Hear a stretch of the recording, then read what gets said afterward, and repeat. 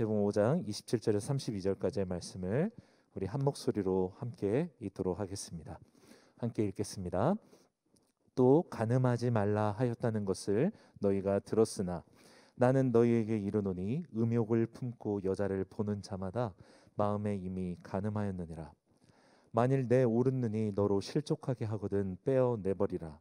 내 백체 중 하나가 없어지고 온 몸이 지옥에 던져지지 않는 것이 유익하며 또한 만일 내 오른손이 너로 실족하게 하거든 찍어 내버리라. 내 백체 중 하나가 없어지고 온 몸이 지옥에 던져지지 않는 것이 유익하니라. 또 일러스되 누구든지 아내를 버리려거든 이혼 증서를 줄 것이라 하였으나 나는 너에게 이르노니 누구든지 음행한 이유 없이 아내를 버리면 이는 그로 간음하게 하며 또 누구든지 버림받은 여자에게 장가드는 자도 간음함이니라. 아멘. 우리 두 손을 모으고 가슴에 두고 잠시 기도하겠습니다.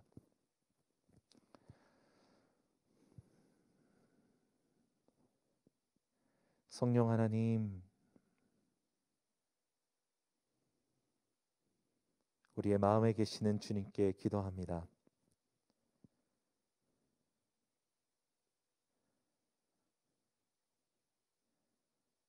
우리에게 말씀해 주시옵소서.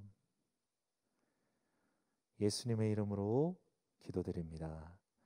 아멘. 아멘. 오늘 예수님은 지난주에 살인하지 말라는 계명에 이어서 10계명의 제7계명인 간음하지 말라는 이 계명이 어떤 뜻이었는지를 완전하게 해주고 계십니다. 하나님께서 우리에게 율법을 주신 이유는 우리가 이 율법들을 하나하나 살펴보면서 우리가 가져야 되는 마음은 우리는 이렇게 살아야 되는구나 멍에를 매는 것이 아니라 하나님이 얼마나 우리와 동행하기를 원하시는지, 우리에게 어떻게 살아가기를 알려주기 원하셨는지에 대한 사랑의 음성이라는 것을 깨달아 알기를 원합니다. 우리의 행위를 금지시키고 감시하기 위해서 이런 말씀을 주시는 것이 아니라 우리가 온 마음으로 하나님을 따르기 원하고 사랑하기 원하는 우리의 그 신앙의 고백대로 주님이 원하시는 것이 무엇인지를 가르쳐 주신다는 것이죠. 지난주 말씀에 살인하지 말라는 것이 단순하게 육체에 가하는 살인뿐만이 아니라 우리 마음속에서 분노하고 욕하고 무시하는 것도 살인이라고 말씀하셨던 것처럼 예수님은 오늘 간음하지 말라는 이 계명 또한 육체로 행하는 간음에 제한되지 않고 우리의 마음으로도 간음하는 것, 우리의 마음이 음욕을 품고 여자를 보는 것만으로도 간음이라고 주님은 말씀하고 계세요. 첫 번째 우리가 깨달을 수 있는 진리가 무엇입니까? 하나님은, 예수님은 우리의 마음을 보신다라는 것입니다. 성경 전체에 주님이 우리의 마음을 보신다는 것은 가득하게 쓰여져 있지요. 오늘 예수님은 마음의 간음도 간음이다라고 말씀하세요. 하나님이 우리의 마음을 보시기 때문에 마음에서 일어나고 있는 간음도 간음으로 보신다라는 것입니다. 겉으로 드러난 행위가 간음이어서 간음이 아니라 우리 속에서 일어나고 있는 일로 하나님은 우리를 판단하신다라는 것을 알 수 있죠. 왜냐하면 마음에 가득한 것이 결국 밖으로 드러나기 때문이라고 성경은 말하고 있기 때문에 그래요. 마음은 왜 중요한가? 죄가 우리 안에 들어와서 일하게 되면 그 죄가 우리 안에서 일하게 되었다라는 것 자체가 어떤 뜻이냐면 우리는 우리 마음의 주인이 되어서 우리의 마음을 그 죄에게 내어줌이 되었다라는 의미이기 때문에 그렇습니다. 작은 만족과 탐욕이 점점 더 우리의 마음을 사로잡게 되고 우리의 마음을 마비시키게 됩니다. 그러면서 내 마음에 이 시작됐던 어떤 잘못된 사랑이라는 감정이 쾌락을 쫓게 됐고 그 마음조차 스스로 정당화하게 되는 이 마음의 마비 상태에 들어가게 되는 것이죠. 그러면 어떻게 되는가? 우리가 하나님께 대해서 느끼는 감정들, 불안한 감정들, 죄송한 감정들, 알지만 행하고 있는 이 모든 감정들로 인하여서 우리는 하나님에 대한 인식을 끄게 된다는 것입니다. 불편하기 때문에 하나님을 인식하면서 우리는 마음의 쾌락을 쫓을 수 없거든요. 결국은 하나님에 대한 인식을 우리가 스스로 끄어야만 우리의 마음의 쾌락을 쫓게 된다는 것입니다. 특별히 마음으로 간음하는 죄는 결코 가볍지 않다는 것을 성경은 말하고 있어요. 고린도전서 6장 18절에 음행을 피하라. 사람이 범하는 죄마다 몸 밖에 있거니와 음행하는 자는 몸의 죄를 범한다라고 말해요. 바울은 특별히 몸으로 행하는 음행하는 죄를 강력하게 경고하고 있는데, 그 이유는 음행하면 음행하는 자의 그 죄가 그냥 끝나는 죄가 아니라 자기 몸에 그 죄가 쌓여진다라고 말합니다. 이것을 그대로 연합하게 연결해서 설명하면, 성적인 연합은 단순히 죄를 짓는 것으로 끝나는 게 아니라 그 상대와 내가 하나 되는 하나님의 비밀이 담겨 있는 것이기 때문에 음행을 피하라고 말씀합니다. 그대로 확장하면 우리가 마음으로 짓는 간음 또한 우리가 행위로는 그 사람과 하나 된 것 같지 않지만 음욕을 품음으로 바라보는 그 대상과 내가 쫓고 있는 쾌락과 하나됨으로 말미암아 우리의 마음이 하나님과 연합이 완전히 끊어지게 되고 그 대상과 연합하게 된다라는 것입니다. 하나님의 성전이요 하나님의 거하시는 우리의 마음이 어떤 우리가 취하고 있는 것들로 인하여서 연합하게 되고 내가 마음으로 음욕을 품은 대상과 연합하게 된다라는 것입니다. 그래서 성적인 죄악들은 우리의 영혼을 엄청나게 갉아먹기 시작합니다. 하나님과 누렸던 모든 생각과 추억과 경험들이 아예 생각나지 않도록 다 잘라먹게 되게 되는 것이죠. 이미 다른 것과 하나 돼 버렸던 마음은 완전히 폐허가 되기 시작하는 것입니다. 자기가 스스로 우리가 선택한 내가 선택한 그 마음의 쾌락으로 인해서 우리는 하나님께로 나아가는 것을 더 어려워하게 됩니다. 어떤 큰 죄를 한 번에 저지른다면 어떤 의미로는 우리는 쉽게 하나님께 나아갈 수 있지만, 우리가 작은 죄악들, 특별히 마음으로 통해서 쾌락을 누리는 것들을 계속해서 작은 일처럼 여기고 그 일을 계속하게 되면 그 마음에 대한 그 죄책감을 하나님께로 돌이켜서 나아가는 것이 굉장히 어렵게 됩니다. 특별히 우리 시대는 성적인 음행과 이런 간음할 수 있는 것들이 넘쳐나는 시대입니다. 남자들에게 특별히 그렇고 여자들에게도 단순히 성적인 유혹을 넘어서서 성적인 것과 마찬가지인 탐욕을 만족시키는 일들이 가득하게 되어 있는 것이죠.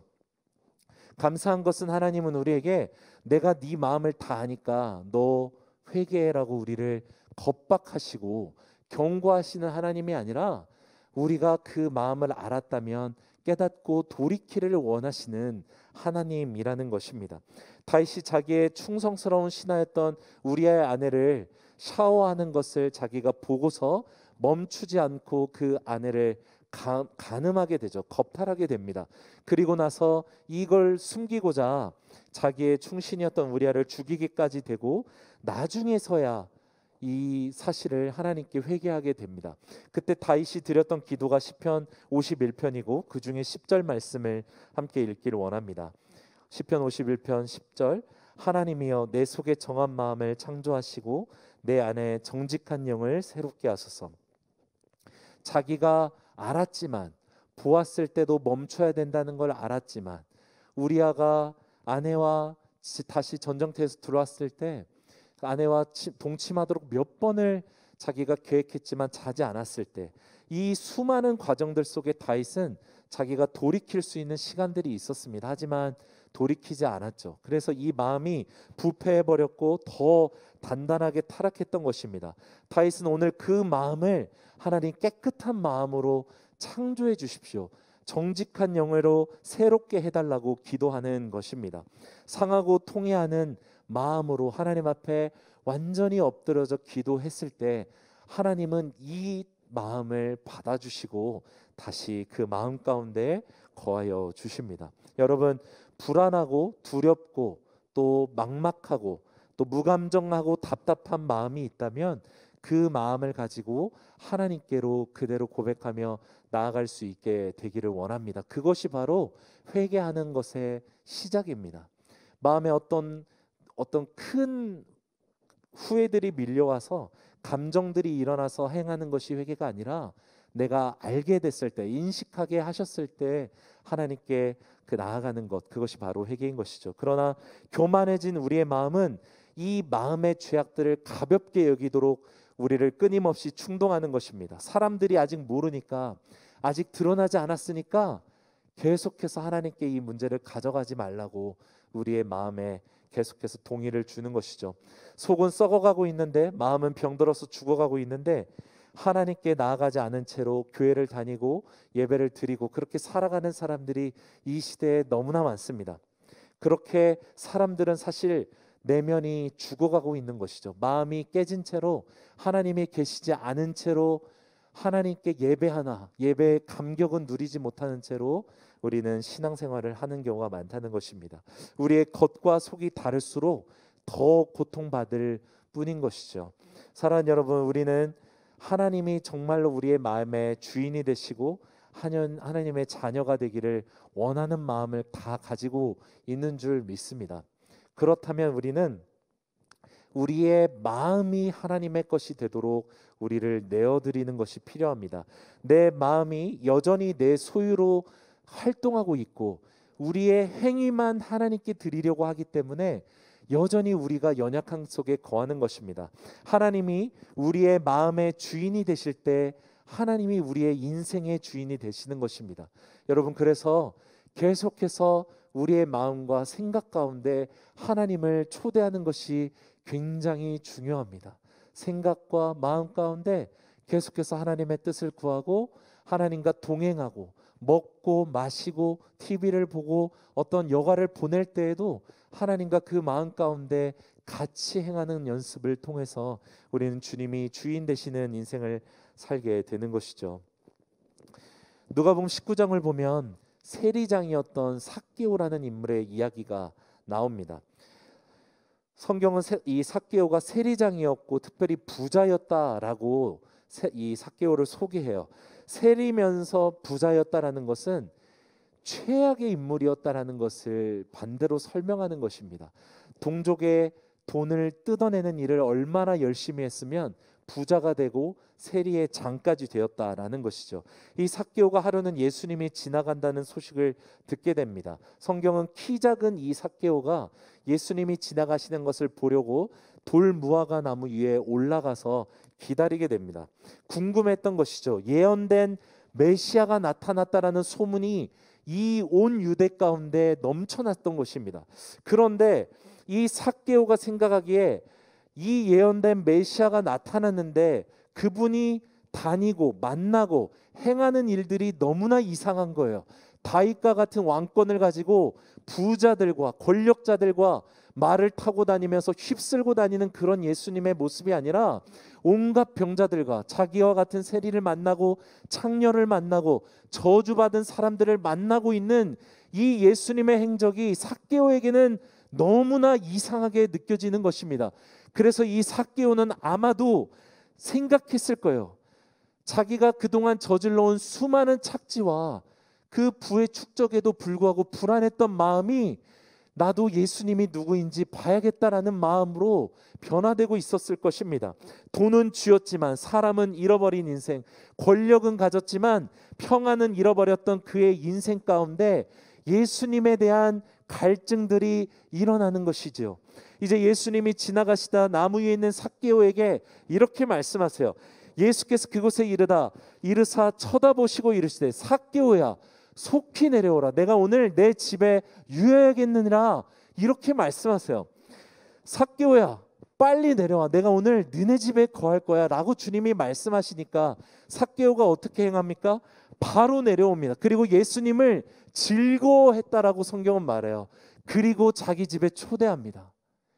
감히 사람들 앞에 나설 수 없었고 수많은 인파 앞에 나설 수 없었던 이 삭개오를 주님이 불러내실 뿐만 아니라 삭개오 집에 들어가시기로 결정하신 것이죠. 삭개오는 예수님을 영접하게 되고 회개함으로 구원을 맛보아 알게 됩니다. 여러분, 주님은 오늘 우리에게도 말씀하세요. 불편한 마음과 두려운 마음과 무감각해진 마음으로 살아가면서 하나님에 대해서 갈증이 있는 우리에게 말씀하시는 것입니다. 속히 나에게 나아오라. 내가 오늘 네 마음에 들어가야겠다라고 주님이 말씀하시는 것입니다. 그 마음 그대로 살아가지 말라고 우리가 주님을 초대하라고 주님이 말씀해 주시는 것입니다. 그런데 우리가 이 마음을 느끼고 있음에도 불구하고 삭개오처럼 나무에서 내려오는 게 아니라 나무에 계속 매달려서 안 내려오는 것입니다. 아닙니다, 주님. 저는 아직 주님을 모실 생각이 별로 없어요. 아직 모셔야 되는지도 모르겠어요 라고 말하면서 계속해서 면목 없는 채로 그냥 살아가는 것입니다. 사랑하는 여러분, 당신의 마음이 어떠한 마음이든지 주님으로 인한 충만한 기쁨을 누리지 못하고 있다면 오늘 주님을 당신의 마음에 초대할 수 있게 되기를 원합니다. 주님께서 내가 오늘 네 마음에 들어가야겠다라고 말씀하시는 그 초대에 마음의 문을 활짝 열고 주님을 초대하여서 더불어 먹게 되는 은혜를 누리기를 원합니다. 주님, 제가 주님이 필요합니다. 제가 여전히 누리고 있는 이 마음의 탐욕으로 인해, 음욕으로 인해, 죄의 습관으로 인해 탐닉했던 모든 죄들을 용서해 주십시오. 내 안에 오셔서 나와 더불어 먹고 더불어 사는 인생을 살게 해 주시옵소서. 기도하며 나아가는 우리가 되기를 원합니다. 오늘 말씀에서 알 수 있는 두 번째는 눈을 통해서 가늠하게 된다라는 것입니다. 제가 다른 설교에서 여러 번 나눴던 내용들이지만 함께 다시 나누기 원합니다. 먼저 간음은 무엇입니까? 부부관계 외에 다른 사람과 성적인 관계를 갖는 것이 간음입니다. 그리고 하나님은 이 간음이 마음으로도 음욕을 품는 것도 똑같이 간음이다라고 오늘 말씀하시죠. 28절을 보면 음욕을 품고 여자를 보는 자마다 마음에 이미 간음하였다라고 말씀하세요. 이것을 구체적으로 살펴보면 먼저 음욕을 품는 것에서 간음이 시작된다라는 것입니다. 왜 음욕을 품게 될까 생각해보면 이 사람은 배우자가 내 마음에 들지 않는다라는 생각에서 출발하게 됩니다. 완전히 자기중심적인 생각이고 감정입니다. 아, 이 사람이 이제 예전에는 사랑했는데 지금은 내가 사랑하지 않는 것 같아. 완전히 자기의 감정이고 생각이죠. 부부관계는 인격적인 관계이기 때문에 그 누구도 서로의 감정이나 그 마음에 대해서 조종할 수도 없고 통제할 수도 없습니다. 오직 자기 희생을 바탕으로 한 사랑만이 이 관계를 계속해서 유지할 수 있도록 만드는 것이죠. 그런데 부부 중에 한 사람이 이 사랑을 포기하는 것으로 말미암아서 음욕을 품는 것이 시작되는 것이죠.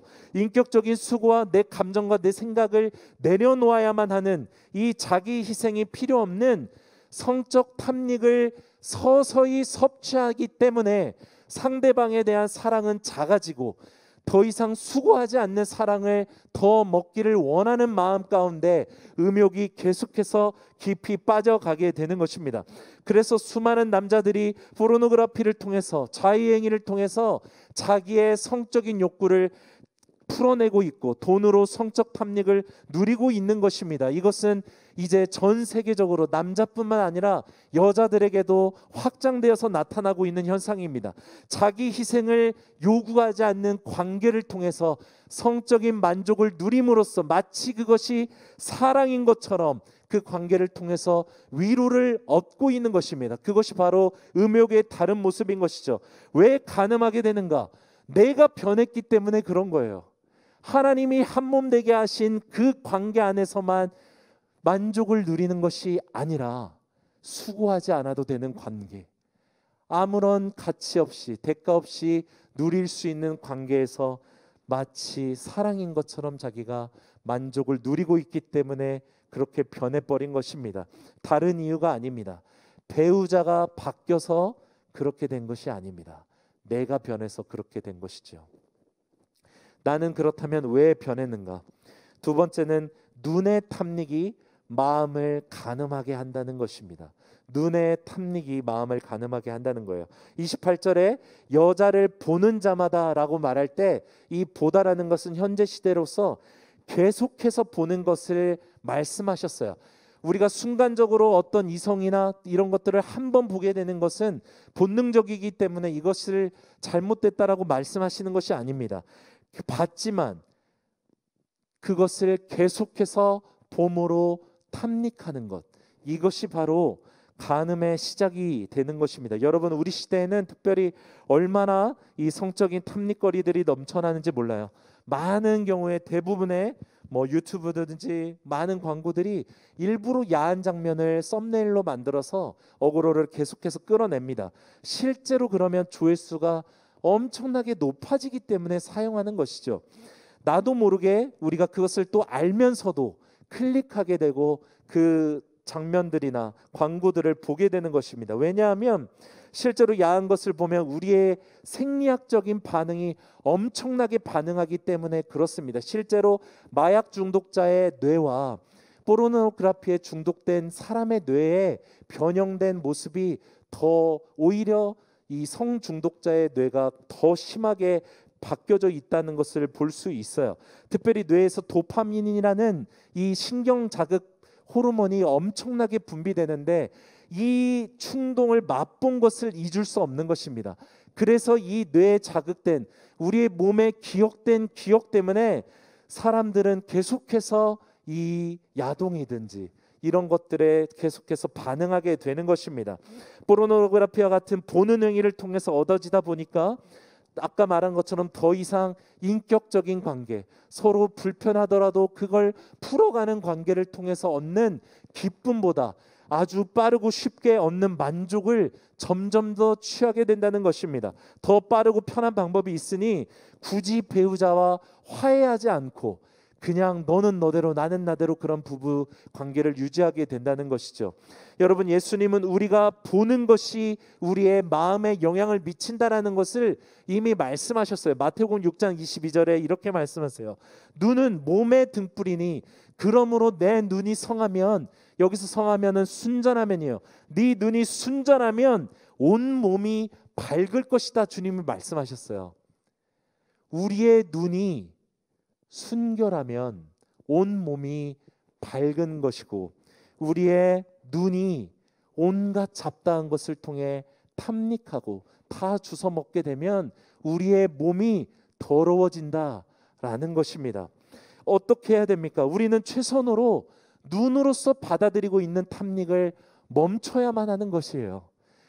알면서 보게 되는 것들을 끊어야만 하는 것입니다. 보지 않는 것입니다. 순식간에 다가오는 유혹들 앞에서 의도하고 보지 않고 인식했을 때 멈추는 것 외에는 방법이 없는 것입니다. 성경에 욥이라는 인물이 그대로 이것을 실천한 사람이에요. 욥은 어떤 사람이었습니까? 사단이 장난칠 때 하나님이 이렇게 욥에 대해서 사단에게 자랑합니다. 욥기 1장 8절. 내가 내 종 욥을 주의하여 보였느냐? 그와 같이 온전하고 정직하여 하나님을 경외하며 악에서 떠난 자는 세상에 없느니라. 온전하고 정직하여 하나님을 경외하며 악에서 떠난 자가 바로 욥이었다라고 말씀하세요. 그런데 욥기 31장에 가면 욥이 그렇게 살 수 있었던 비결을 우리가 알 수 있어요. 31장 1절. 내가 내 눈과 약속하였나니 어찌 처녀에게 주목하랴 라고 말해요.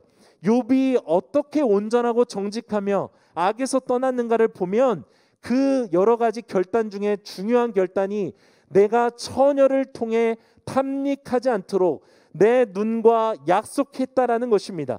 이어지는 7절과 10절 말씀을 보면 이것을 알 수 있어요. 제가 읽겠습니다. 만일 내 걸음이 길에서 떠났거나 내 마음이 내 눈을 따랐거나 내 손에 더러운 것이 묻었다면 내가 심은 것을 타인이 먹으며 나의 소출이 뿌리채 뽑히기를 바라노라. 만일 내 마음이 여인에게 유혹되어 이웃의 문을 엿보아 문에서 숨어 기다렸다면 내 아내가 타인의 맷돌을 돌리며 타인과 더불어 동침하기를 바라노라. 이 말씀이 무슨 말씀입니까? 자기의 마음이 내가 눈으로 보는 것을 따라갔다면 내가 범죄했을 것이다 라는 거예요. 그렇게 하지 않았다라는 것입니다. 그렇게 했다면 내가 하나님의 심판을 받아도 마땅했다라는 거예요. 욥은 알 수 있는 것, 마음의 통제는 눈의 통제에 달려있다라고 말해주고 있는 것이에요. 당신이 보고 있는 것을 통해서 마음이 유혹을 받아 행하게 되는 것입니다. 세상에 가득한 모든 유혹들이 안목의 정욕들, 물질적인 것들, 맛을 주는 것들, 뇌를 자극하는 것들로 가득한 이유가 여기에 있습니다. 우리의 육체가 반응하고 마음이 가능하는 것은 우리의 눈을 통하여서 체면을 중요시하면서 쇼핑 중독에 빠지고 더 가지고 싶어하고 성적인 타락에 빠져서 아무것도 아닌 것, 금세 후회할 것임을 알면서도 계속해서 야한 것을 섭취하고 있는 것을 우리가 반복하고 있다는 것입니다. 우리는 얼마나 이미 눈으로 간음하고 있는지 모릅니다. 내가 눈을 누리고 있고 탐닉을 멈추기만 해도 마음의 간음이 멈추어지고 배우자를 향한 사랑이 온전히 회복된다는 것이죠. 당신의 사랑이 변했다라고 느끼는 분이 있으십니까? 당신의 감정이 메말랐다고 느끼는 분이 계세요? 특별히 하나님과의 관계가 예전과 같지 않고 너무나 막막해지고 무뎌져 버린, 식어버린 상태에 있다라고 느끼는 사람이 있다라면 되게 많은 경우에 우리는 하나님만이 아니라 우리의 눈으로 또 그 눈으로 들어온 유혹을 행함으로 이미 누리고 있고 마시고 있고 봄으로 다 누리고 있는 그런 탐닉들이 우리의 마음을 완전히 타락시키고 있는 거예요. 하나하나 우리의 마음을 깨부수고 있는 것입니다. 그렇기 때문에 하나님으로 인해서 더 이상 기뻐지지 않는 것이에요. 이미 강렬한 육체의 자극으로 우리의 마음이 마비돼 버렸기 때문에 그렇습니다. 여러분, 눈이 순결하면 몸이 밝을 것이다. 예수님이 말씀하세요. 당신의 눈을 지킬 수 있게 되기를 원합니다. 온전하게 사랑하는 배우자만을 바라보시고 당신의 이성 친구를 온전하게 사랑하시고 하나님만을 사랑하며 살아가는 우리의 인생이 되어야 될 것입니다. 습관적으로 은근하게 즐기던 눈의 탐닉들을 멈추십시오. 거기서 간음이 시작되는 거예요. 하나님과의 관계가 이미 끊어져 버리는 것이 눈에서부터 시작되는 것입니다. 하나님과의 연합이 깨지고 배우자와의 관계가 시시한 것처럼 느껴지는 것들이 바로 이 눈의 타락에서 시작된다라는 것을 기억하십시오. 예수님은 이것이 얼마나 중요한지를 29절 23절에서 엄청난 경고로 말씀하시는 거예요. 만일 내 오른눈이 너로 실족하게 하거든 빼어버리라.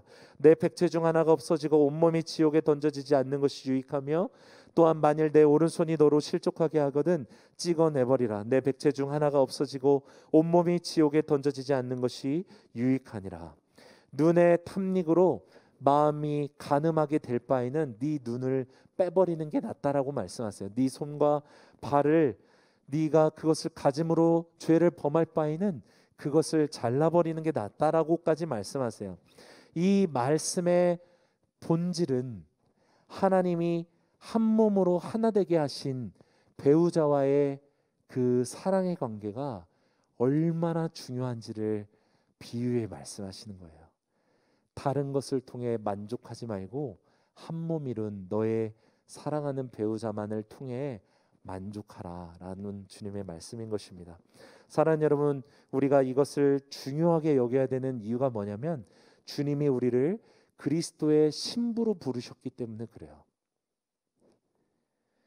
배우자에 대한 간음은 결국은 하나님에 대한 간음으로 똑같이 이어진다라는 것을 여러분 기억하십시오. 내 감정, 내 마음을 따르는 간음은 배우자뿐만이 아니라 하나님께도 똑같이 저지르게 된다는 것입니다. 내가 눈으로 탐닉하고 몸으로 탐닉하는 간음들은 결국은 하나님을 떠나게 되는 것임을 우리는 알아야 됩니다. 사랑하는 여러분, 당신의 눈과 약속할 수 있게 되기를 원합니다. 주님, 내 눈을 순전하게 드리기 원합니다. 모든 탐닉을 멈추고 주님께로만 만족을 얻는 우리의 인생 되게 해주옵소서. 기도하며 나아갈 수 있기를 원합니다. 이제 마지막으로 예수님은 간음에 대해서 말씀하시면서 31절 32절을 보면 이혼에 대한 이슈를 가져오세요. 이혼에 대해서 말씀하신 것은 마태복음 19장에 가면 오히려 창세기 말씀을 들여서 결혼 제도가 무엇이고 이혼이 왜 나쁜 것이고 어떤 것인지를 자세하게 말씀하시는데, 오늘 말씀하시는 이 이혼에 대한 말씀은 이혼 자체에 대한 말씀이라기보다는 당시에 간음을 위해서 이혼했던 그 나쁘게 사용되었던 이 율법에 대해서 말씀하시는 것입니다. 31절과 32절을 우리 함께 읽어보기를 원합니다. 31, 32절입니다. 또 일러스되 누구든지 아내를 버리려거든 이혼 증서를 줄 것이라 하였으나 나는 너희에게 이르노니 누구든지 음행한 이유 없이 아내를 버리면 이는 그로 간음하게 하며 또 누구든지 버림받은 여자에게 장가드는 자도 간음함이니라. 예수님 말씀하세요. 너희는 모세 율법을 따라서 이혼 증서를 써서 이혼하면 네 책임을 다하는 것으로 만들었다. 그러나 명심하라. 네가 음행한 이유 없이 내 아내를 버리면 네 아내는 물론이고 아내의 배우자까지도 간음하게 하는 것이다 라고 주님 말씀하세요. 당시 여성의 지위가 굉장히 낮았죠. 그래서 이혼할 때 이혼 증서를 만약에 받지 못한 채로 이혼을 당하게 되면 음행한 이유 때문에 이혼당했다라는 그것 때문에 언제라도 죽임을 당할 수 있는 상태에 빠질 수밖에 없었어요. 그런데 이혼 증서를 받게 되면 이혼의 이유가 이 여자에게 있는 게 아니라 그럴 만한 어떤 신체적인 선천적인 사유가 있었거나 피치 못할 상황이 있었구나라는 것이 인정되어서 이 여인이 살 수 있도록 보증해주고 이 여인을 보호하는 제도가 바로 이혼 증서였어요. 모세에게 이혼 증서를 줄 수 있도록, 그래서 이혼할 수 있게 하신 것은 다른 게 아니라 약자였던 이 여성들을 주님께서 보호하고자 만드셨던 제도였던 것입니다. 남자들이 말도 안 되는 이유로 함부로 이혼하지 못하도록 이것을 만들었던 것이죠. 그런데 이스라엘 백성들이 이 율법을 어떻게 변질시켜 버린 것입니까? 남자의 취향에 의해서, 감정에 의해서 자기 마음대로 이혼 증서 써주면 되잖아. 너 그냥 나가. 너 그냥 알아서 다른 사람하고 결혼해 라는 식으로 완전히 변질돼 버린 것입니다.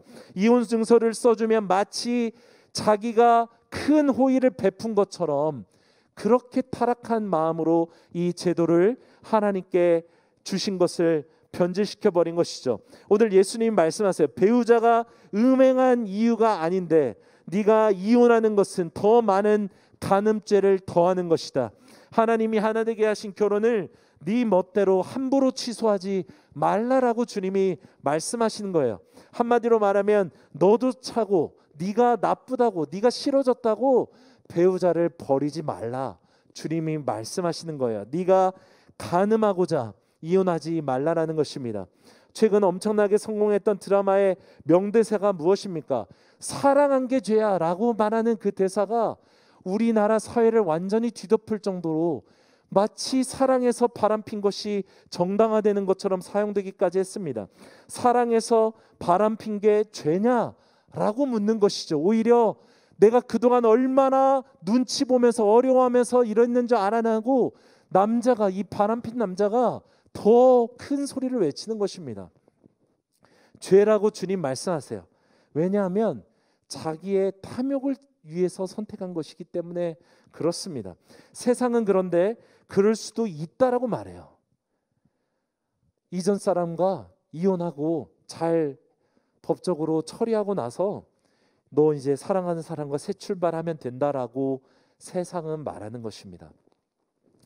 우리는 간음이 사라지고 사랑이 인정받는 시대를 살아간다는 것을 여러분 기억하세요.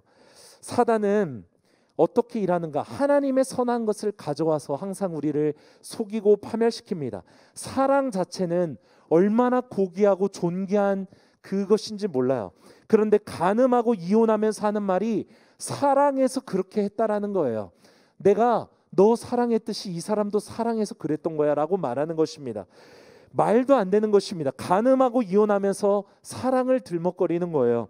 왜 그렇습니까? 사랑은 자기 부인이거든요. 사랑은 자기 희생만이 가져오는 것이기 때문에 그렇습니다. 무엇이 죄냐면 사랑한 게 죄가 아니라 탐욕을 택한 게 죄라는 것입니다. 내 배우자가 아닌 다른 이성을 탐닉한 게 죄인 것이죠. 여러분, 사단은 그래서 계속해서 이 세상의 문화와 흐름을 통해서 성에 대한 기준과 결혼에 대한 기준들을 흐릿하게 만드는 것이에요. 하나님을 대적하는 사단이기 때문에 하나님이 창조하신 결혼의 기준을 허물기 시작하고, 사랑이 자기 희생을 바탕으로 한 사랑이 아니라 내 만족을 위한 사랑으로 계속해서 변질시키는 것입니다. 이번 주에 목요일에 KBS에 소개된 뉴스 중에 이런 게 있었어요. 약 3,000명의 결혼 전 동거를 경험한 19세에서 60세까지의 사람들에게 설문조사를 했는데 그 기사의 타이틀이 이거였어요. 비혼 동거가 결혼보다 관계 만족도가 높아. 점점점이었어요.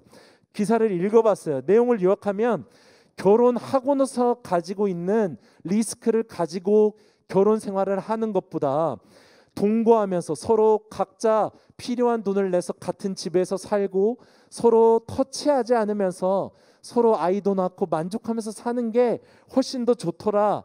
그 만족도가 결혼 관계보다 조금 더 높게 나왔다라는 그냥 기사였어요. 여러분, 이게 사단이 계속해서 우리 시대의 가치들을 무너뜨리는 방법들입니다. TV에서 수많은 패널들이 나와서 동거가 아무렇지 않은 것처럼 사랑하고 헤어지고 또 다른 사람 사랑하고 이혼이 아무것도 아닌 것처럼 말하는 모든 문화를 통해서 하나님의 기준들을 무너뜨리고 있는 것입니다. 그리고 사단이 말하는 결혼, 사랑 이런 모든 것들이 이런 것에 기초한 것이죠. 서로 부담을 갖지 않는 관계에서 좋을 때 좋은 관계로 유지하면서 살아가는 게 더 좋다라고 말하는 것입니다.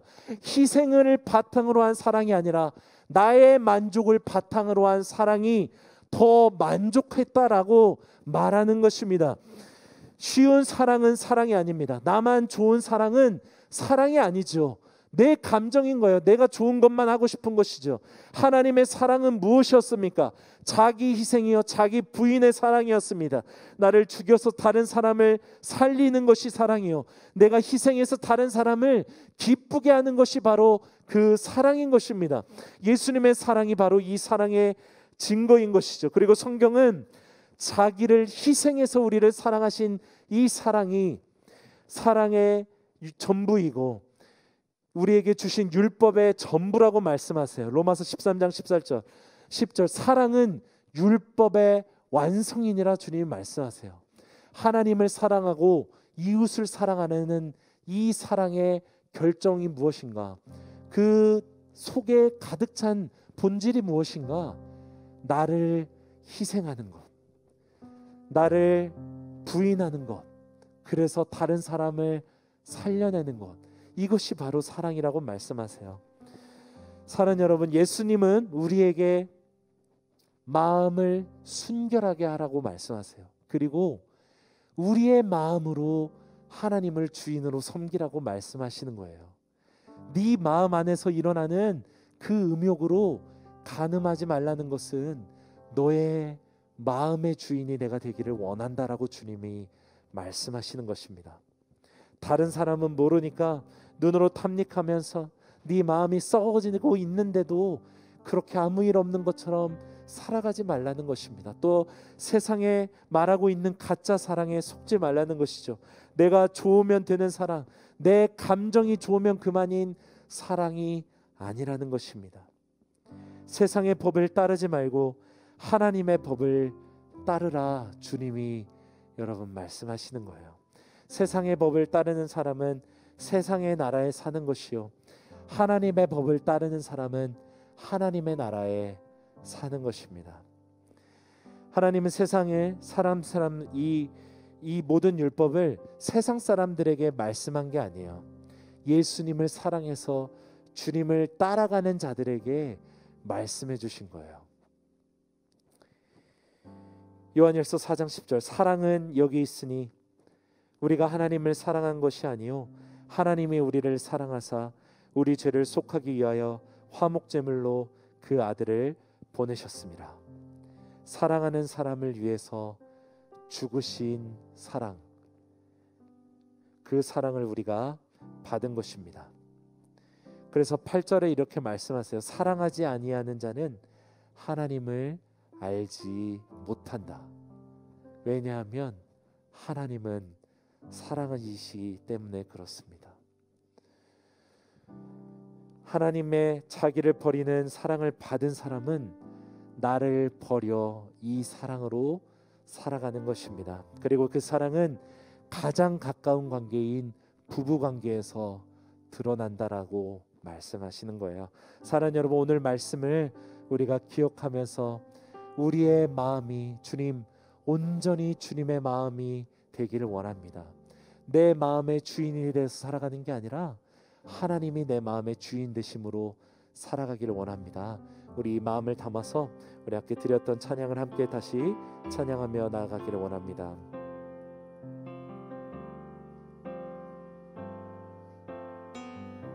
나의 눈 열어 주 보게 하소서. 나의 눈 열어 보게 하소서. 주의 아름다움 보기 원하네. 주님의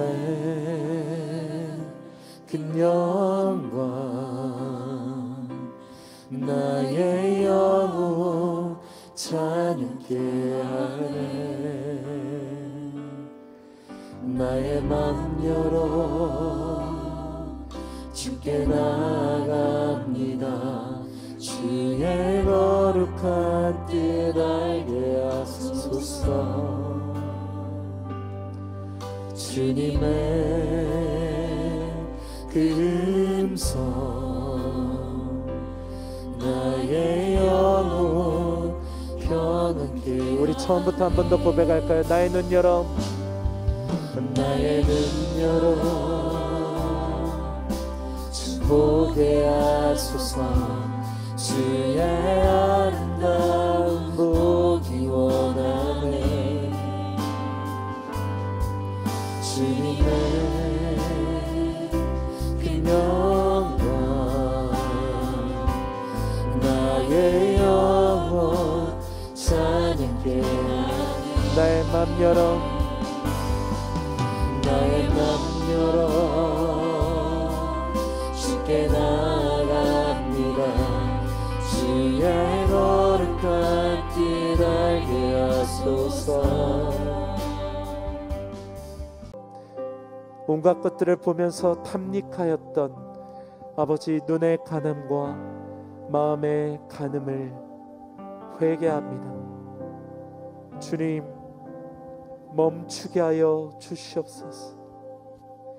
아버지, 진정한 만족을 주시는 주님으로 인해 살아가게 하여 주옵소서. 욥이 눈과 약속하여 자기의 마음을 지키며 하나님 앞에 하나님이 기뻐하시는 인생을 살았던 것처럼, 하나님, 세상 가득한 육신의 정욕과 안목의 정욕과 이생의 자랑으로부터 떠나게 하여 주시고 오직 하나님의 사랑 안에 머물게 하여 주옵소서. 하나님, 이미 너무나 허용해버린 죄의 탐닉으로 썩어져 버리고 무너져 버린 나의 마음을 회복시켜 주시옵소서. 하나님, 깨끗한 영으로 다시 창조하여 주옵소서. 내 감정을 숭배하는 사랑, 나만을 위하는 감정으로 사랑하지 않게 하여 주시고 우리를 위해 자기를 버리신 그리스도 예수의 사랑으로 사랑하는 우리의 인생이 되게 하여 주시옵소서. 우리 주님께 함께 기도함으로 나아가도록 하겠습니다.